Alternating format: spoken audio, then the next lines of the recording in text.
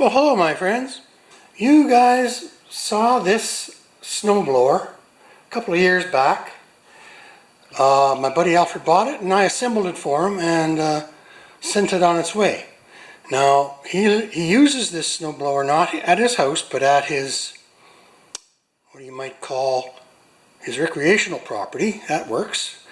And it's a cabin out in the woods, right? And he uses this to plow snow in front of the cabin. And it's a rough go. Look, I mean, this snowblower doesn't have that many hours on it, and it's kind of been around a bit already, eh? I'll show you inside the hood in a minute. So yeah, it has been around.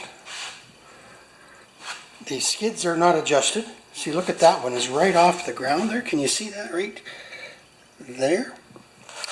So yeah, we got a couple of issues here.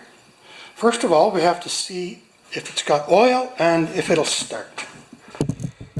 I'm not going to yank on it. I'm going to use the electric starter. There's two weird things about snowblowers. The electric starters are 110 volts AC here in North America. And in Europe they're 220 volts AC. And it's 50 hertz in Europe, and it's 60 hertz here in North America. Pretty weird, eh? So now we've got the extension cord plugged in. First of all, we have to check and see if it's got any lubrication. And I'm just going crazy because I've lost my 5/8 impact. So let's just do this.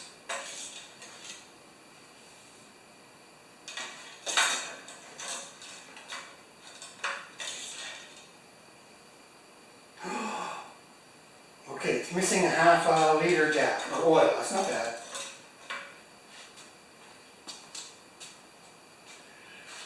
And let's see, the instructions are squirt it, choke, run. So it's on choke. There. There's a key. Weirdness, eh? And also, snowblowers here don't have air filters on them. The air box goes straight into the carburetor. And he's got that set on bunny rabbit already. I'm going to go to 3/4. And we're just going to see what kind of things will happen. He says it's not going into reverse. And he wants me to put wider skids on it for him. And I think the tires need some work too. Yeah, right tire's low. But anyway, let's just see what happens here. I guess I should open the garage door.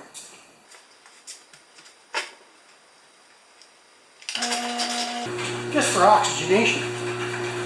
Whoa. Alright, let's just touch the button and see if anything happens here.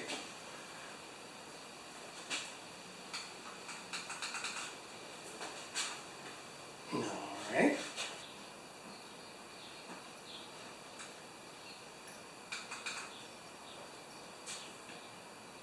Now he doesn't use the electric starter. Okay, we're going to have to go back to the drawing board here. Unless there's something out of whack. Well, let's just plug something into these. A drill will work. Okay, we got voltage. Oh, I don't want to be yanking on this big boy.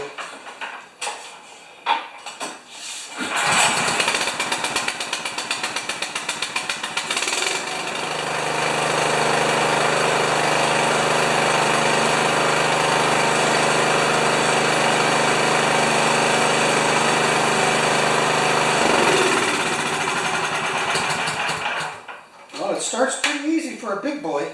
357 cc's, but it's got a decompression release. Why won't the electric starter go round and round? I'm going to plug it back in and just wiggle the wires. Try one more time.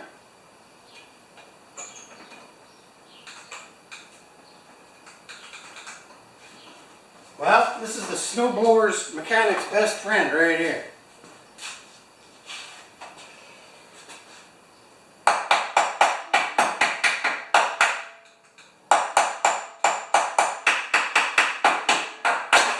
There we go.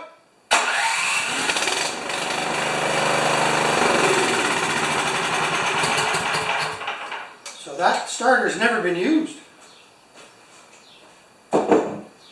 Okay, it's running.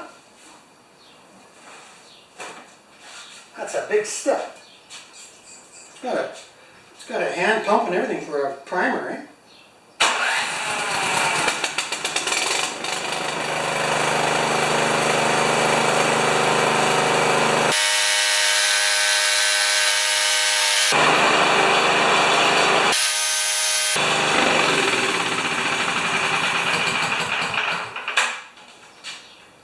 Alright guys, we're halfway home. The augers go round and round. The engine goes, you get zoom. It's got 2 reverse gears, 2 forward gears, or 6 forward gears, and all that is a position on the little rubber disc. So now I'm going to get done what he wants me to do to it, which is make the feet wider. It's got 1 flat tire, change the oil, and yeah, that's excellent. See you on the next one. I'll be back in a bit. I'll be back in 2 seconds for you guys, about 5 minutes for me. Alright my friends, I found my 5/8 impact. And when I was standing up, it was hiding behind the stinger on my welder. Yes! Because I hate losing tools. You kind of got a relationship almost with every tool you own, right? Yes! Almost tore the garage apart to get that one. No, that was the hammer I fixed the snowblower with. Imagine that. Thanks, my friends. Hello, my friends. It's the next day. And so I kind of did a good check over on this machine. And it looks to me like everything's pretty good. I'm just going to check the belts now. And this cover has to come off right down there. So I'm going to take this 3/8 head bolt out. Are we in reverse? Yep. Oops.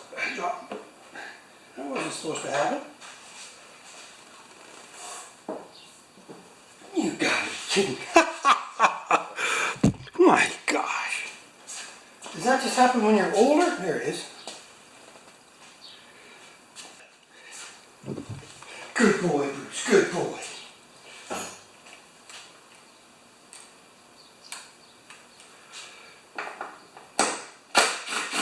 Exactly the same thing on the other side, just at a different angle.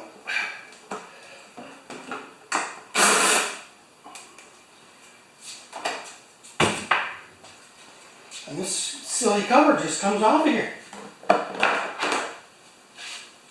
We're going to have a look at the belts.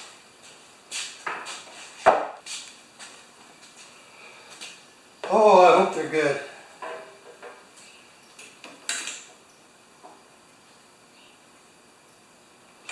Make sure she's turned off. Be right around the side here. Now all I'm looking for is cracks.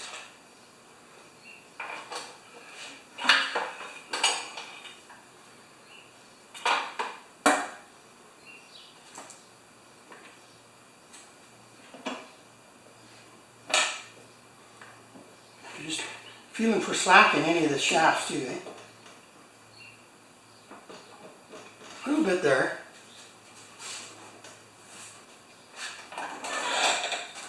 Yeah, it could be adjusted just a little bit, eh? I'm going to just put a clamp on that and pull the engine over so I can move that belt. So, right there. I'm going to put a clamp on there so that I can move that belt and have a look at it. and I can look at the upper end of the belt here.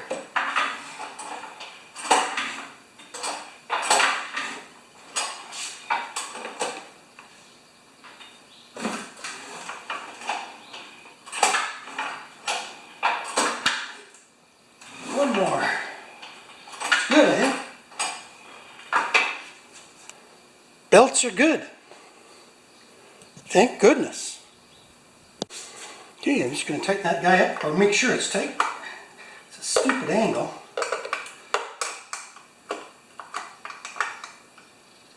Yep. So I just put this cover back on, and that bolt there on the other side. It's amazing on this machine that everything is standard. The bolts are 3/8. I am 100% sure that the motor, oh yes, the motor is metric. This is the starter, and he doesn't use the starter, so it's gotten wet repeatedly and never turned over. So what I did was I hit the starter button. There's no extension cord on it, so I hit the starter button right here, and then I just hit the starter a couple of times with a hammer, and whatever was stuck there, just a little bit of oxidization on the nation was stuck on there, and it broke free, and now it's working 10 times out of 10. So now the next thing is we got to get Mrs. P in here and get her to help stand this thing up on its end, so I can show you and check the drive disc. Okay, so guys, this is the drive of the wheels right here. So this wheel spins with the engine and rubs up against this disc. This disc turns the wheels one way or the other, depending on what gear it is in, up on the dashboard up here. So at that spot, it should be fairly close to the middle. That's first gear. You can see it's on the left side of center.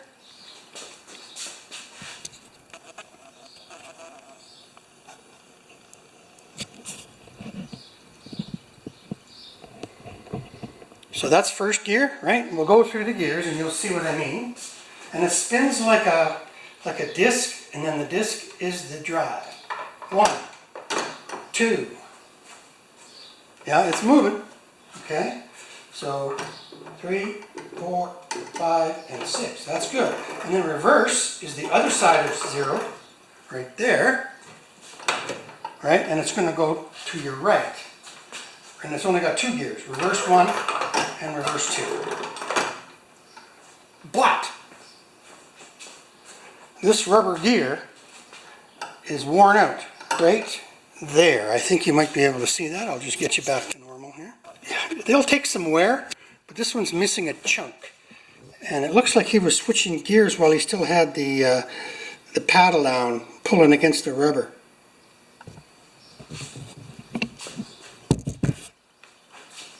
And, you know, when you're stuck, you're going to do stuff. Because this is not a flat sidewalk area. He's on a gravel path. So when this is down, this is on here, and then you try and change gears at the same time, right? And that's how you take chunks out of the rubber. So I got to order one of those discs, and I'm hoping, beyond all hope, that I guess I should take that off right now, but I don't really, yeah, I can still set it on the wheels. Yes, we got to take that off now.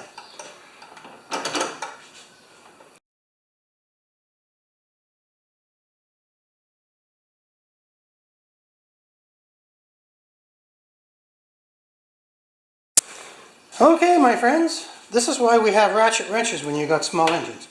We are going to undo this nut that goes into the end of this shaft that this rubber disc is holding. Leave that there. And we're going to get I haven't looked in the manuals or anything, a 13/16 on the output of this shaft. And there we go.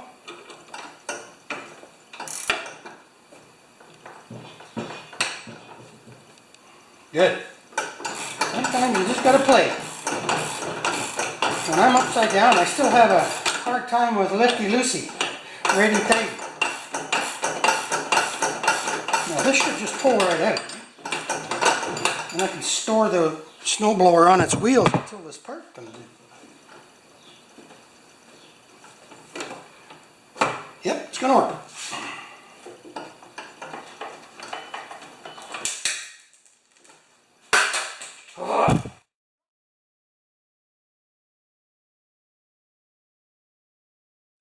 Bearing. Nice. Now we're going to pull this out.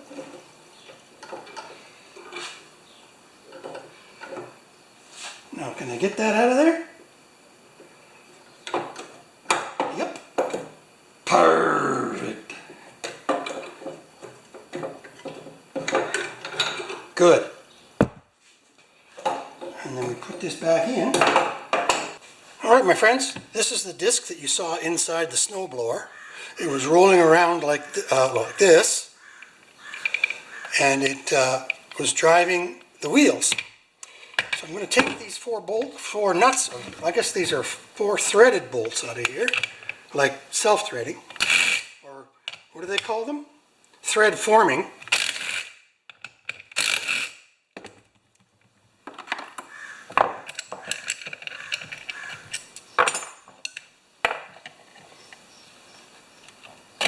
There we go, baby.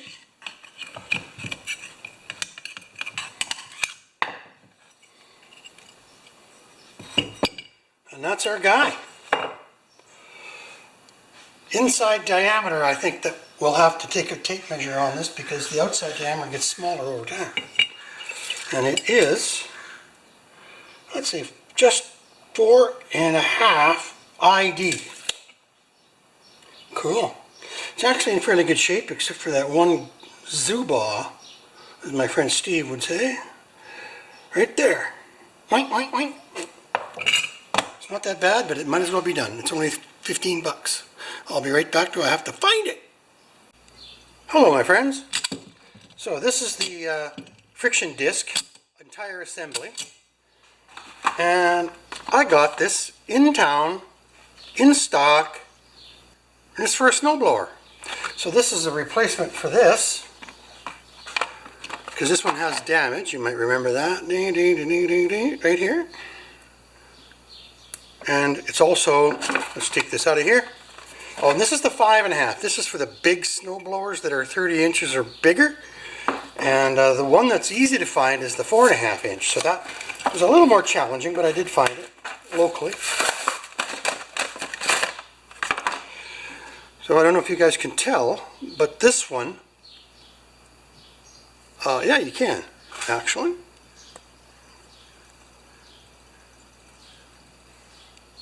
There. So this is the new one, and that's the old one. And it's also beat up a little bit. So let's just put this in. I've cleaned this up already. I wiped it out.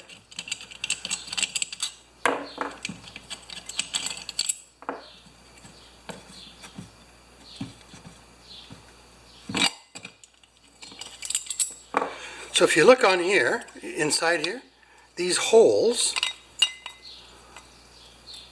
were cut through, the threads were cut through by these thread forming screws. See how the end is? That's a thread forming screw. I used barrels of them. Okay, in my previous life. Okay, so the old one fits like this. Good. And the new one looks like it's the same on both sides, and there's a cup where it fits just perfectly. And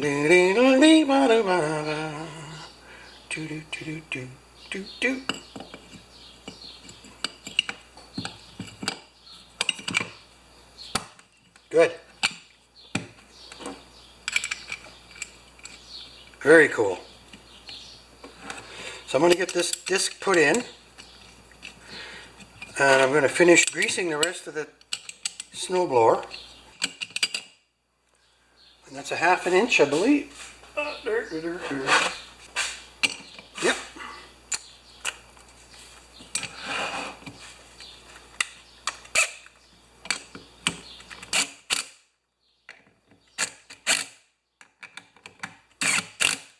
I'm just gonna, before I do another crank on it.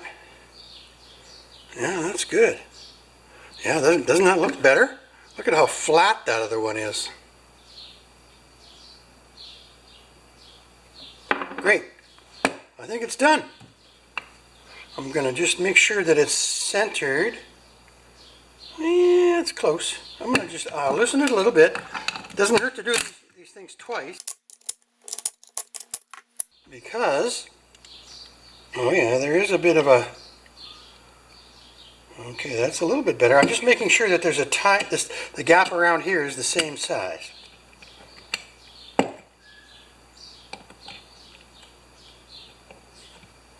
There, that's pretty darn good. Because it'll bounce, eh?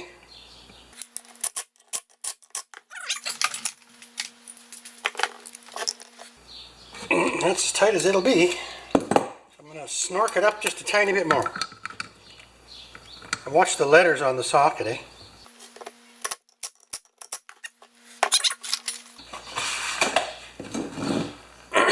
Now, what else we got to do? Okay, my friends. I'm going to put this disc back in. Friction disc. So I got a rag here because this shaft has really got a lot of lubricant on it.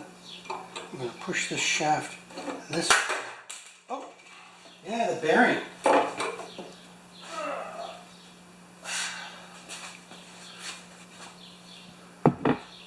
Okay, now this has to go on this side.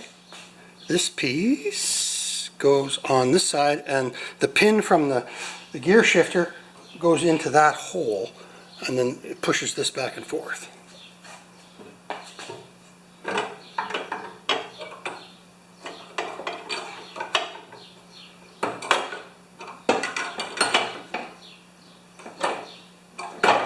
I'm just putzing right now because I'm not.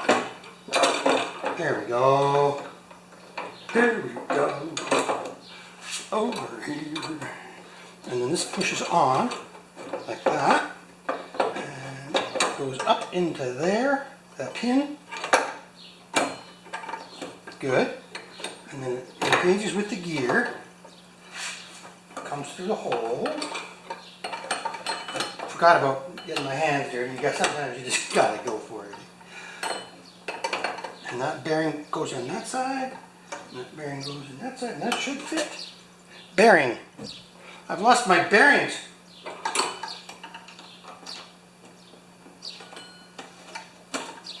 Good. So that one's in. That one's in, and then we just, I think we just tighten this up.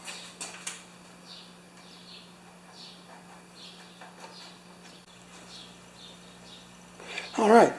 So all I got to do now is tighten this retainer nut.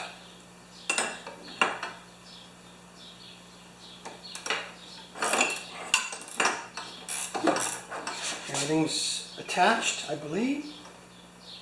Yep.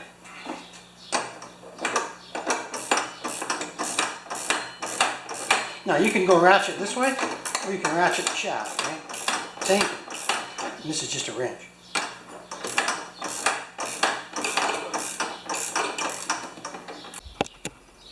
There it is all together. Tire's been rotating to get the goo moving around, and that's about it. I'm just going to take a picture of this too. Alright, I got everything. I just want to put the bolts in to hold the skid plate back up. Don't laugh at me. If you're older than 60, you're dropping stuff. I play yoga when I bend down and get up. There's another one. Bend down, get up, bend down, get up. You know, this 3/8, what do you call it? This 3/8 socket could be wearing out too, eh? It goes through hell. Good.